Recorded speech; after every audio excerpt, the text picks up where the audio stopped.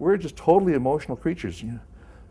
They say, and I think it's true because I know I've fallen for this many times, that in order to sell a car to somebody, you don't sell the car. What do you sell? Happiness. Happiness. Happiness, yeah. Okay. The what? Lifestyle? The lifestyle? Play yourself. Yeah. Okay. New car smell. The new car smell. What more than anything else, when I've said yes, I'll take the car in that critical moment. Boy, I look back and there's a few times I wish I could go back and reverse all that. But what really got me was I was seized by an emotion.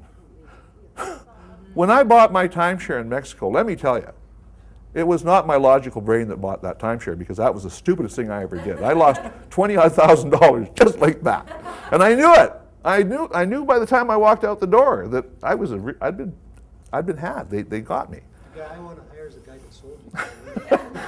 But you know, they really do. They captured my emotions. They finally. I'd been to about 20 timeshare presentations in my life, but they caught me on that one timeshare where my son had just bought at that same location, and what sold it for me was the image in my mind, the emotion of being on the beach in Mexico with my grandchildren. We couldn't resist it. And we bought the farm, and we actually had to sell the farm to pay for the timeshare. But anyway, you know. So emotions are everything. It's what hooks. It's what runs the world. It's what runs people. I want to say this again. This connects to emotional intelligence. That every communication that we have has an invitation. Do you get a lot of invitations to parties, invitations to a lot of different things in your life, anniversaries, weddings, right? Everything is an invitation. Everything is an invitation. Going to the Safeway store, when I talk to the cashier, I issue an invitation. She returns another invitation. It's all about invitations. It could be as simple as, how are you today? What am I inviting? To talk. To talk, okay. What can I do for you today? What am I inviting?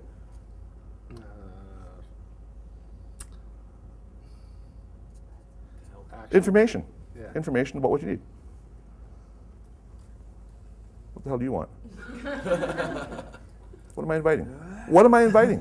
Confrontation. Yeah. Right. Have you received a lot of invitations during your life? When you think back to all of the invitations you've had, some of them are positive, most of them are positive.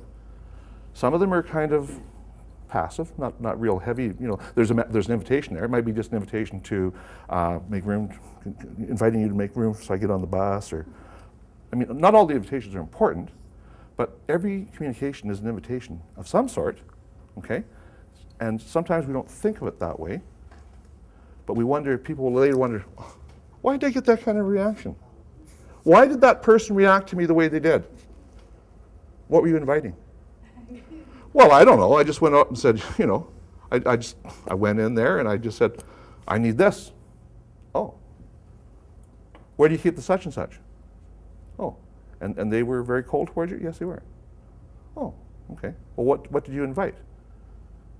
Did you maybe, would it have been different had you issued a different invitation, such as, how are you today? Hey? Let me tell you, I walked into a store the other day. I don't mind telling you the name of the store. It was Shoppers Drug Mart. And I walked in, and I'm going through the door, and there's two ladies in the cosmetics department, because for some reason they always have cosmetics when you walk in, right? So I'm walking through there. I obviously don't belong in cosmetics, okay? I'm just passing through. Two ladies are sitting there, big smile on their face.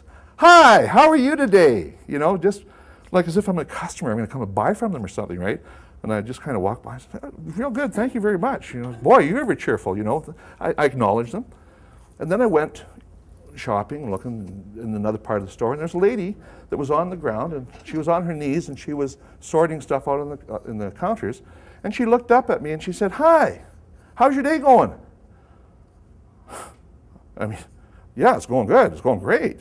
Beautiful day out there, sun is shining, and you know, it's wonderful, nice, the weather's improved and everything. Yeah, it is, right on, you know. And anyway, wherever I went in the store, that was the experience I was getting. So I went up to the store manager. I asked, where's the manager? Well, the manager's not in, but there's assistant managers here, Sherry. So I went up to her and I said, Sherry, and you can imagine her reaction. Sherry, what are your staff on? And this is a drugstore. What are your staff on? And she said, what are you talking about? What are they on? Well, I want to know what they're on because I told her what I was going through. Everywhere I go, your people are so doggone cheerful and happy and wonderful, and I want some of that. Whatever they're on, I want it. I gotta have it, And she just laughed and she said, yes, we do have a very cheerful staff. We do have a very positive staff. And I said, yeah, right on, 100%. And it definitely shows.